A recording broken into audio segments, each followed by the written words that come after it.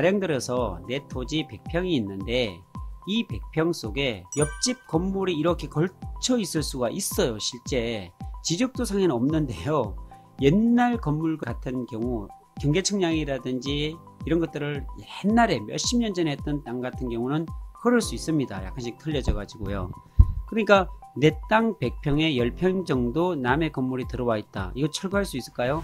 안녕하세요. 권리분석사 오픈마인드입니다. 우리가 땅을 사다 보면 다양한 문제에 부딪힐 수가 있습니다. 한 번도 이런 문제에 부딪혀 보지 않으신 분들은 모르겠지만 내 땅을 샀는데 내 땅에 다른 건축물이 들어와 있다. 이러면 너무나 황당할 것 같지 않으세요? 실제로 그런 사례들이 가끔씩 있습니다. 특히나 주거지역 같은 경우에요.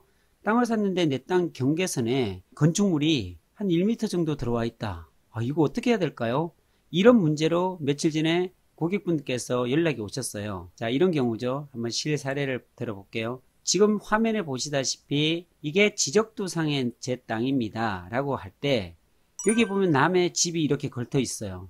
이러면 굉장히 당황스럽기도 하고 황당하기도 하잖아요. 집을 어떻게 해야 돼요? 철거를 시킬까요? 철거를 요구할까요? 궁금하잖아요. 이걸 어떻게 해야 될까요? 한번 문제 상황을 좀 예시를 들어가면서 설명을 드리죠. 쉽게 가령 들어서 내 토지 100평이 있는데 이 100평 속에 옆집 건물이 이렇게 걸쳐 있을 수가 있어요. 실제 지적도상에는 없는데요.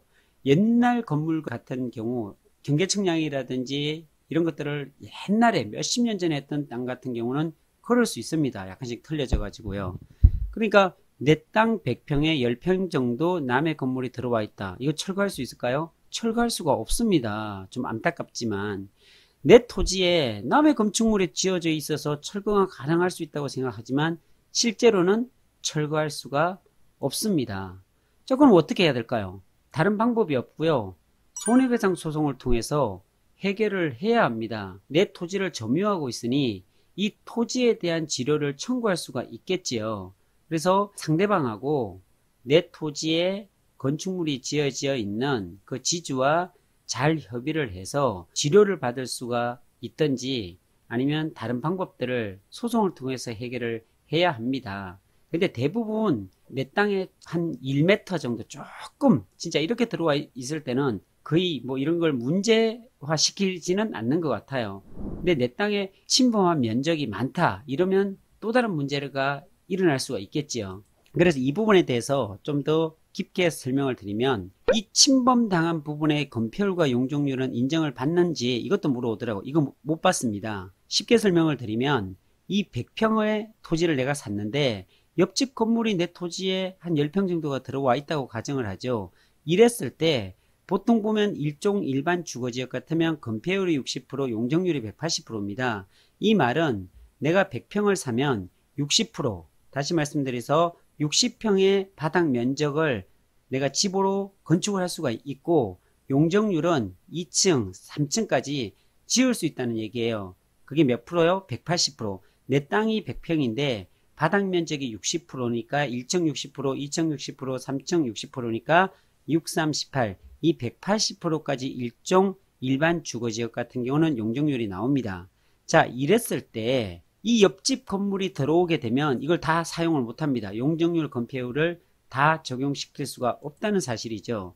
그럼 어떻게 되느냐? 내가 실제로는 100평의 주거지역에 있다 하더라도 옆집 건물이 10평을 잡아먹었으면 내가 실제 사용할 수 있는 것은 90평이란 겁니다. 그러니까 이 90평 기준으로 바닥 면적이 60%를 따지면 54평, 용적률을 따지면 162평이에요. 그러니까 이 기준으로 남의 건물이 들어와 있으면 그 현황입니다. 현황으로 건폐율과 용적률이 정해진다는 사실이죠. 그리고 또 이격거리가 있어요. 이 옆집 건물이 들어와 있고 이게 내 땅의 경계선이라면 이 경계선과 건물, 내가 신축하고자 하는 이 건물과의 이격거리는 1m가 돼야 돼요. 단독주택이나 다중주택, 다가구주택은 근생은 0.5m까지도 가능은 합니다. 그런데 내 토지를 침범한 이 건물이 있다면 이 침범한 부분부터 또 이게 1m란 거예요. 굉장히 불리하죠. 굉장히 많은 손해를 봤다라고 생각할 수밖에 없는 그런 부분이 됩니다. 그러면 옆집 건물이 신축 시에는 어떻게 되느냐?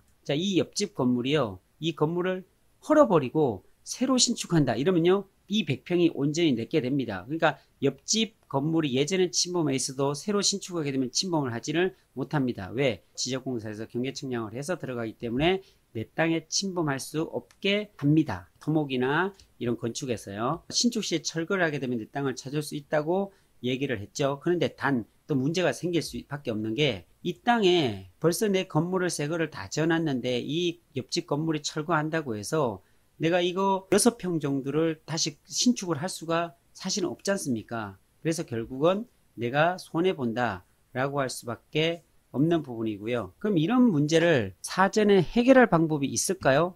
있을 수 있습니다. 땅을 구입하기 전에 매도인의 동의를 얻어서 사전에 경계 청량을 해보면 됩니다. 네, 이런 지적공사라든지 한국국토정보공사죠.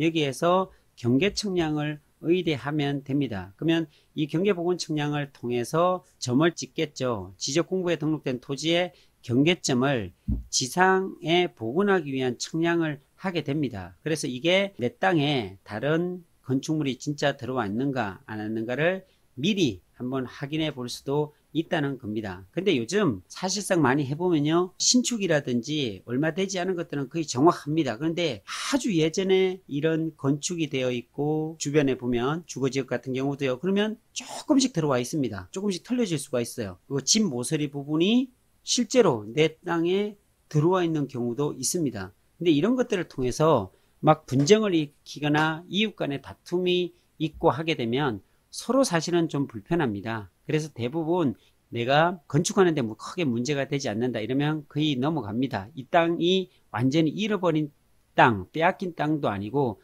내 땅에 조금씩 들어왔던 부분이기 때문에 대부분 크게 문제를 삼지 않지만 실제로 많은 부분이 들어왔다 이러면은 문제가 됩니다. 내가 건축할 때 이런 건폐율이나 용적률에 영향을 받을 수밖에 없고 또 그 부분으로 인해서 내 집 모양이 이쁘게 나오지 않을 수도 있고 이러면 분쟁을 통해서 해결할 수밖에 없는 그런 문제가 발생할 수도 있다는 것을 사전에 말씀을 드리겠습니다. 자, 오늘은 땅을 샀는데 남의 건축물이 내 땅에 들어왔을 때 영향을 미치는 부분에 대해서 알아봤습니다. 자, 오늘은 여기까지입니다. 감사합니다.